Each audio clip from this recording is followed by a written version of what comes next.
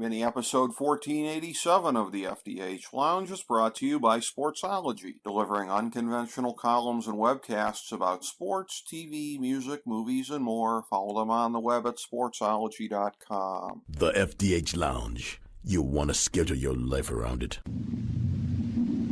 A long time ago, on a gloomy, wet Cleveland spring night, two men stand alone amidst the late-night drizzle. Their voices echo across the vacant station parking lot as they debate the merits of the great American radio show that have been missing for far too long. On that night, an idea was born. That idea became the FDH Lounge.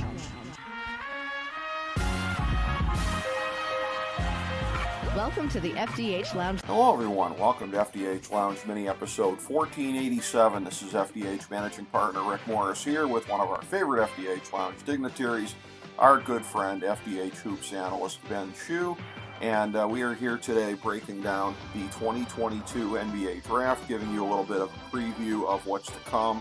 And of course, you can check this out. We will have the link for this show embedded. You want to check out what we have coming your way annually here. Pro Hoops Draftology 2022, available on the main page at fantasydrafthelp.com.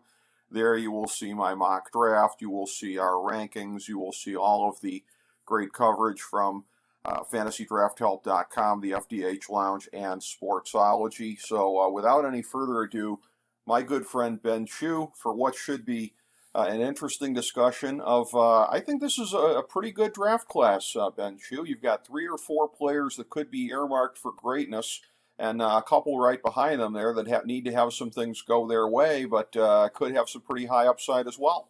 Right, and I think also, too, Rick, with just the way that this draft is kind of, as we've discussed already, top-heavy at the top 3. There's still a lot of question marks on a couple of different players, guys like Shaedon Sharpe, guys like Jaden Ivey, and it's going to be very interesting to see kind of how everything shakes out, because there are a bunch of teams in that tail end from 4 to 8 that could go a bunch of different ways. Absolutely, and I think that the real question mark is going to come at number 4. We'll talk about that with Sacramento, but you've got essentially at the top, in the Christmas season, it's the 3 wise men. In this draft, it's the 3 big men, and then you also have one amazing combo guard as well in the mix.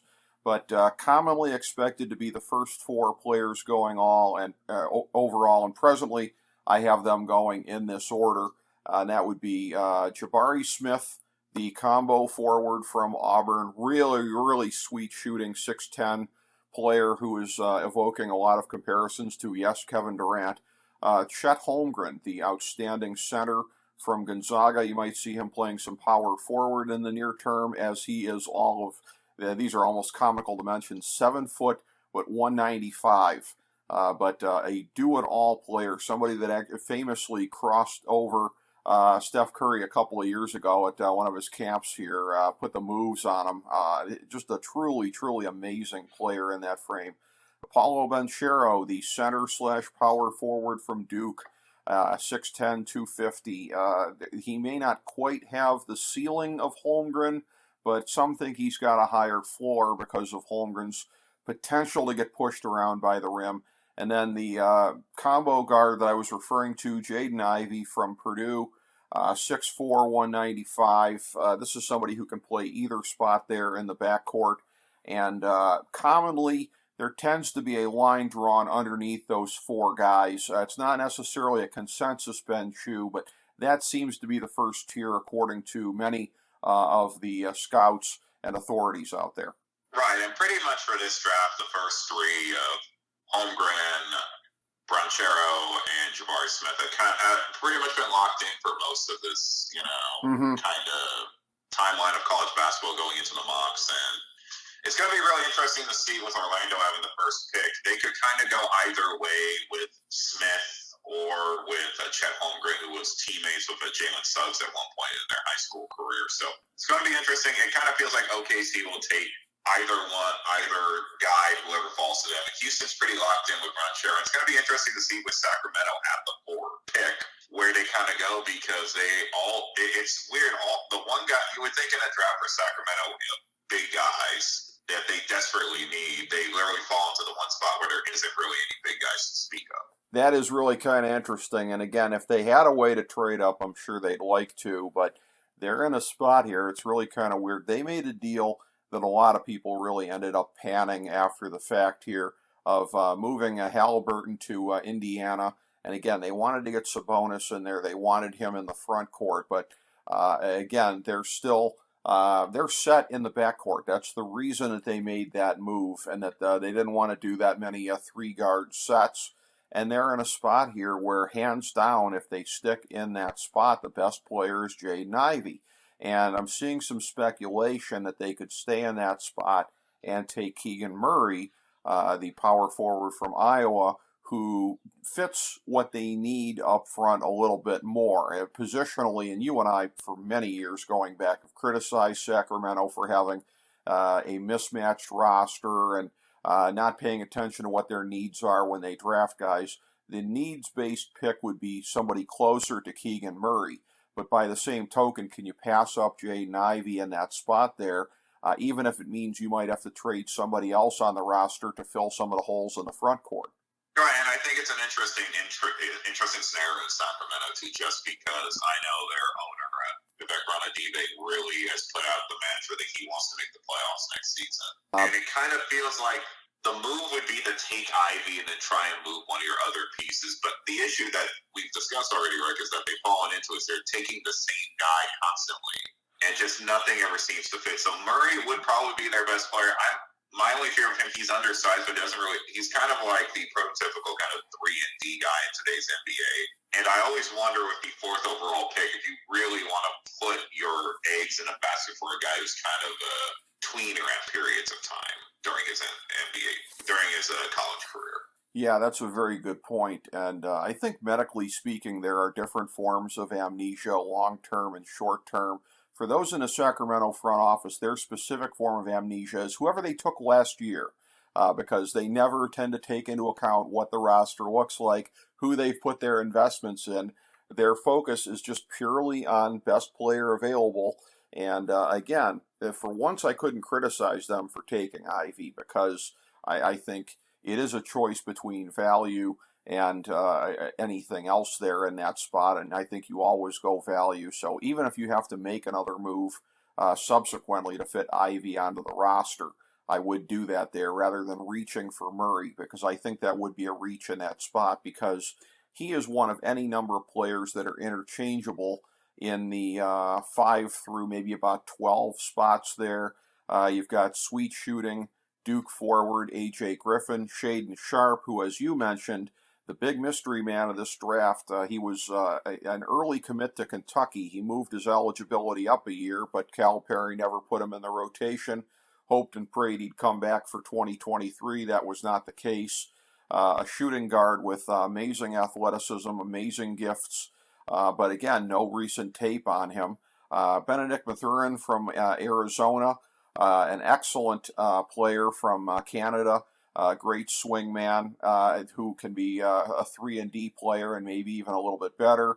Ochai Agbaji from Kansas, the great shooting guard prospect here. Somebody who was the very rare 4-year prospect who just got better and better and better, played his way into the lottery there. And you and I talked about this off air. What Agbaji's been able to do is pretty rare because there's not a long list of players in recent years that are 4-year college players who just kept improving and improving and improving and making their way into the lottery, because the lottery basically, it's not all about upside and potential, but you have to be perceived as having that to whatever degree to make it to the lottery. It's very, very rare for there to be a low ceiling guy that makes it to the lottery.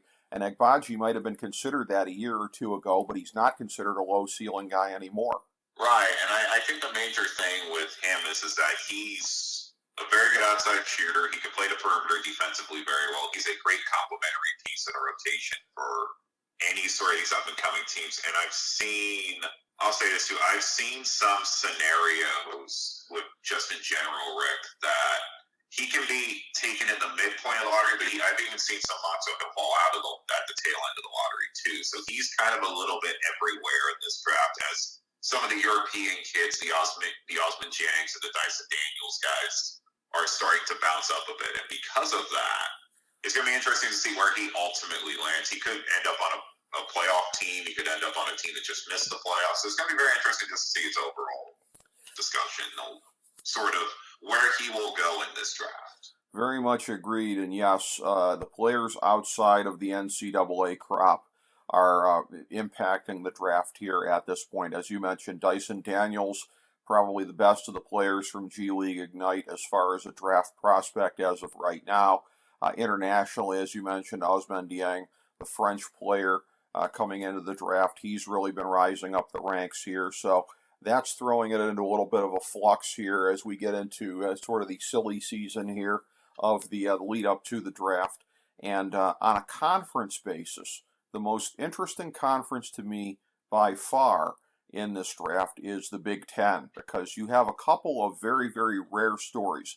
As much as Agbaji is a rare story of a 4-year guy who played his way into the lottery and is perceived as a guy with some star potential in the league at this point, it's also rare for guys to take a big jump from year 1 to year 2, a really big jump where you play your way into the lottery. And that is what's happened with a couple of the guys here, the aforementioned Keegan Murray from Iowa, as well as shooting guard Johnny Davis from Wisconsin. So you have those prospects there. We already mentioned Jaden Ivey, who is sort of the consensus guy in the number 4 spot here, whether Sacramento does anything in that spot or potentially trades out of it, although there's not a lot of trade rumors surrounding Sacramento right now.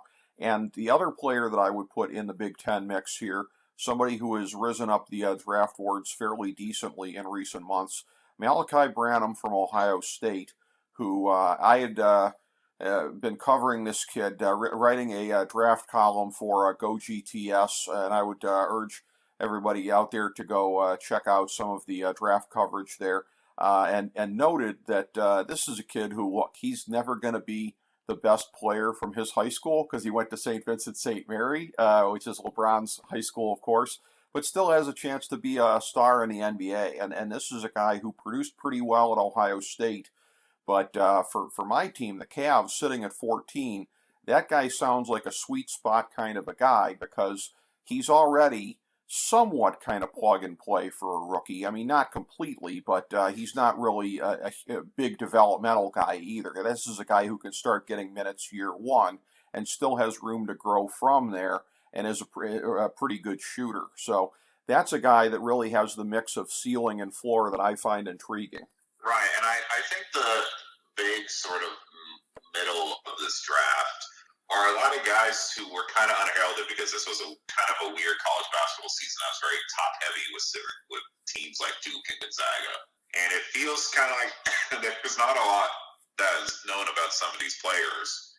And you'll start to see sort of some of the guys that another name that, has been, kind of, I would say, we're kind of ballyhooed around a lot of the mock drafts, at least of, how would I say it, of the last, since we're roughly, what was it now, Rick, about a week now, a little bit past a week from the start of the draft? We're within a week at this point. We're just barely within a week. So, I mean, you're going to start to see a lot of people. I know Johnny Davis is someone everyone's being talked about. Jalen Duren was a prospect that everyone was kind of talking about. AJ Griffin at Duke.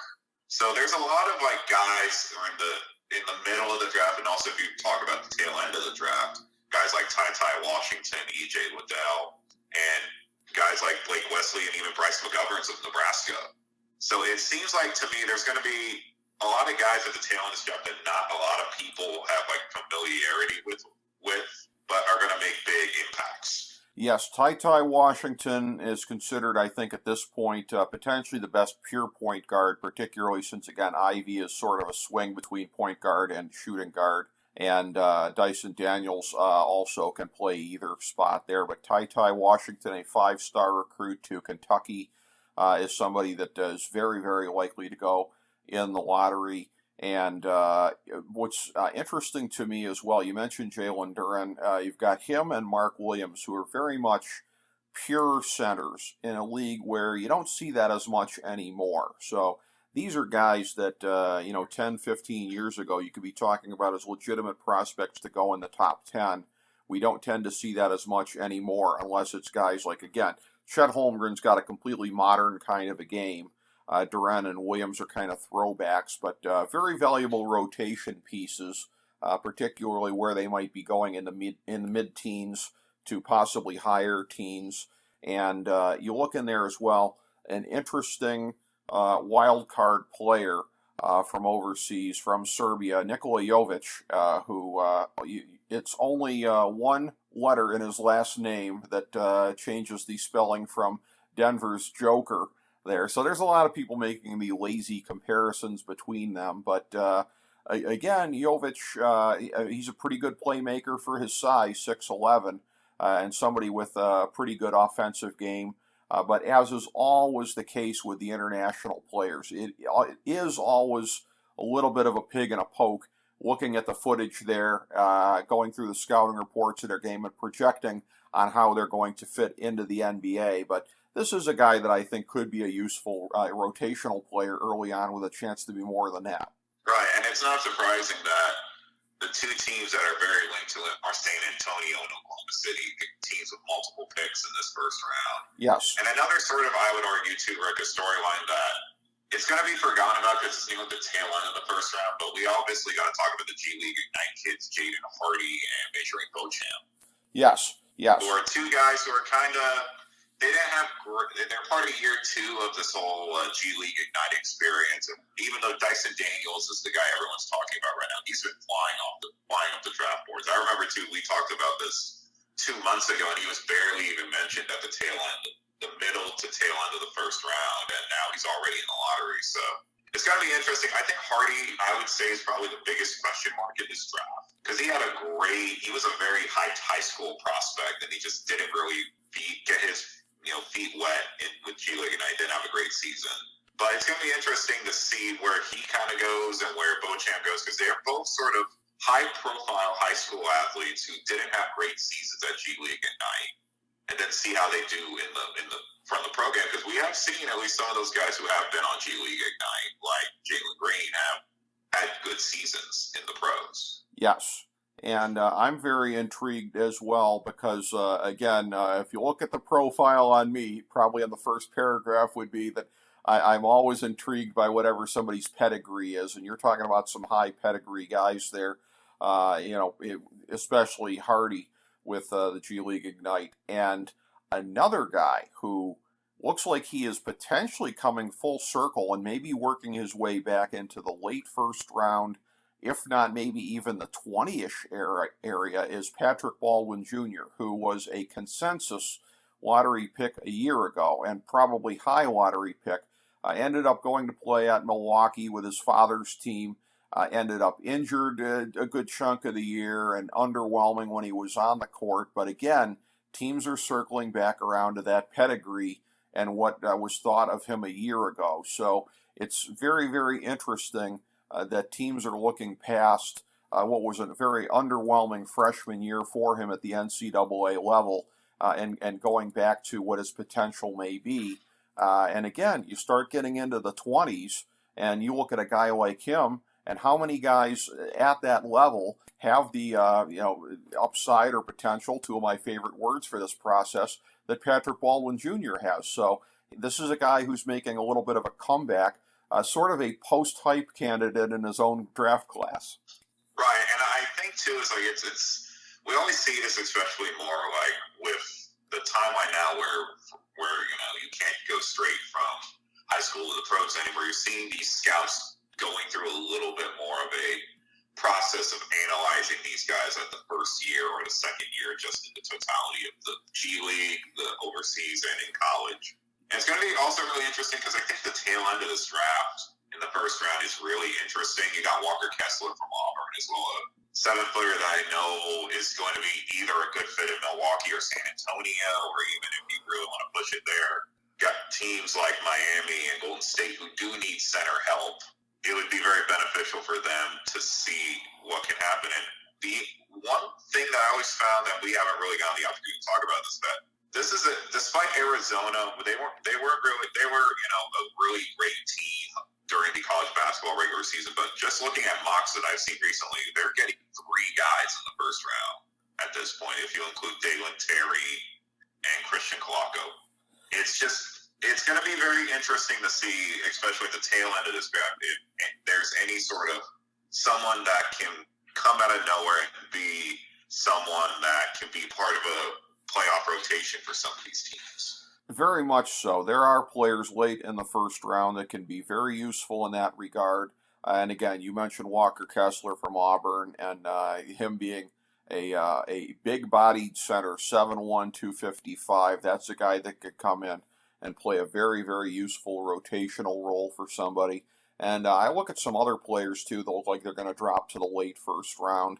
And that, I mean, if they get in the right system, could really be fascinating pieces for any of these really good teams that just need a little bit of rotational help around the edges. And that would be Blake Wesley, the combo guard from Notre Dame. He may not last until even the mid-20s. Somebody that could last until the mid-20s or even the late 20s, shooting guard Max Christie from Michigan State.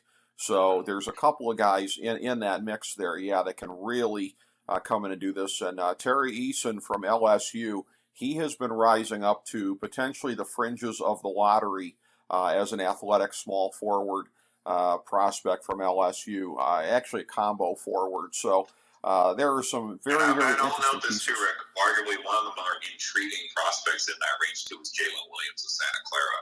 Yes. Who led them in assists back-to-back years, and on top of that, it's kind of one of those weird, and we've discussed this already. Teams right now, especially in the NBA, the way you're downsizing in the playoffs, they want flexy guys who can pass and make plays. So Williams is going to be really interesting to see where he goes in certain mocks too.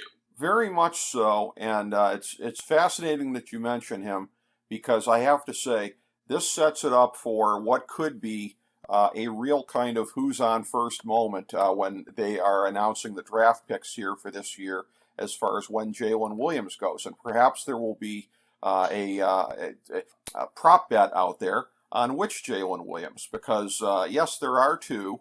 And they do spell their names differently. You have the fast-rising swing man from Santa Clara, as well as the stocky power forward / center from Arkansas. So I would say of the two, Jalen with an E from Santa Clara, I would take him in the prop bet, Ben Chew.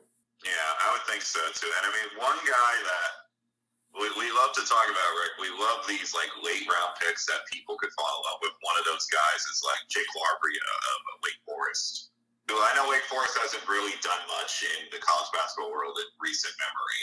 But he's another one of those like guys, 6'6", 6'7", can shoot the three, can make good passing. That I think teams now are trying to build out the rotations with guys like that. Because once you get to the playoffs, you're going to need two or three of those type 6'6", 6'8" guys who can spread out defensively and still hit the three-pointer. Yes, that is going to be a vital part of any team's rotation there, particularly, if they're guys that can be labeled as a 3-and-D kind of a player. I should note, parenthetically here, in terms of my mock draft in the guide, this is one that just feels like a quintessential Nuggets kind of a pick here. And look out for this guy getting unlocked if they take him. I'm going to circle back. Patrick Baldwin Jr. Doesn't that feel like a quintessential Nuggets pick?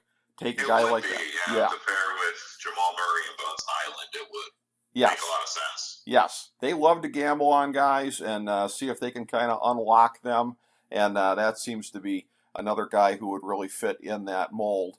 So as we're going through here, again, a very interesting draft crop.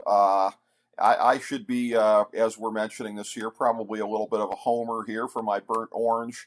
And note that a point guard prospect that I think will be on the fringe of the first round, Kennedy Chandler from Tennessee. I think he could be a useful player for somebody in that spot. J.D. Davison from Alabama. Very quietly under the radar, Alabama has become point guard U over a period of time. Right, and there's just with a lot of these...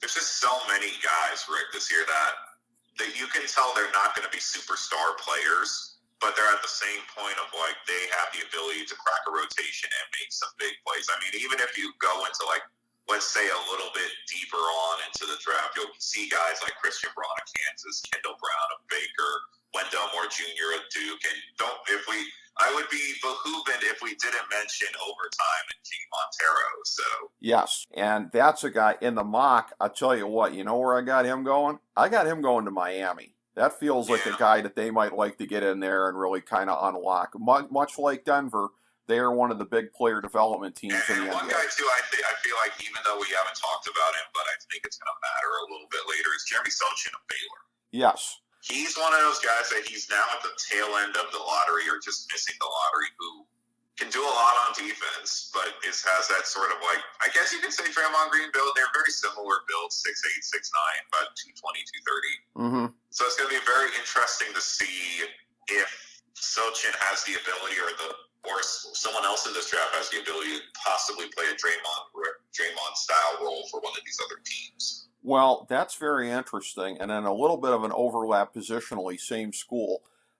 You have the combo forward Kendall Brown. And that combination of guys, Brown, probably in about the 20 area, plus or minus, as far as where he might get selected. So I'm glad you mentioned Sochin, because him and Brown together there, both of them with the national championship pedigree, worth keeping an eye on where they go.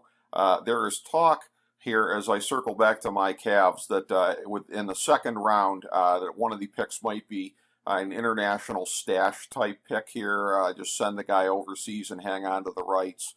And I will say, I will have a little bit of post-traumatic stress syndrome if that ends up being the center from Senegal, Khalifa Diop. If that ends up being the one thing, I'm going to have flashbacks, buddy, I swear. I mean, the Sun is now on the coaching staff right now of, I believe, Houston, if I remember properly. Right. And so it's going to be, I don't know, I would like to say, after going from the Zion draft to kind of that wonky draft with Anthony Edwards and LaMelo Ball, this one has a lot more sort of, how would I say this properly, Rick? It's an interesting draft. I don't know how good it's going to be, but at the end of the day, it's going to be very interesting to see who some of these teams are always going to try and figure out too. And then also, I'd be behooved not to mention this. One of my favorite names in this draft, Hugo Benson of New Zealand. Yes. So, I mean, come on. You got to like that. It's been a while, Rick, since we've had a guy named Hugo in the NBA. So. Yes. I think we're overdue to get back to that point and have another one. We haven't got a Hugo. We haven't got a. I will say, though, that is a good nickname for a lot of things, Hugo Benson. So, yes, it is. Yes, it is. And I think that will be, he'll bring that interesting flavor to the NBA. And I think, again, just to kind of go full circle on this thing as we take a look at it, I mean, you've got Smith, Holmgren, Banchero, Ivy, 4 very high ceiling guys at the top. And that in and of itself does not make a great draft, even if they turn out to be great players. But where you start to get a little bit closer to some of the vaunted ones like 84, 92, 96, is when you start to get some of those next guys who end up reaching that level. So somebody like A.J. Griffin, if he can come in and become one of the best offensive players in the NBA. Shaedon Sharpe, if he can unlock his potential and be more than a great athlete with an amazing vertical. Benedict Mathurin, who, again, probably a floor as a 3-and-D guy, but could be much, much more than that. Malachi Branham, if he keeps improving all around in his game. On and on it goes here. Keegan Murray. I mean, there are people who think that he has a little bit of a higher ceiling in the NBA probably than you and I do. But if those people turn out to be right, then there's that. Ty Washington, as I said, 5-star recruit to Kentucky. If he plays with that pedigree at the NBA level and keeps improving. So you can, if you squint hard enough, you can see how this could become a great draft class. My guess is in the end we're going to say good to very good, but it has the potential to be great. Right. And I think it's going to really come down to if the top 3 pan out. And we all know this too. It's like you can, in like the history of NBA drafts, you'll have great drafts where you have 2 or 3 all-star caliber guys, but then they're not as great as you would think. And then you get a draft like 84 and 96 when you get 4 or 5 great players in the same draft. So that's right, and it remains to be seen how this one will go. But a pleasure breaking it down with you, as it is anything else, Ben Chu. Thanks so much for your time, my friend. Thank you. We appreciate it.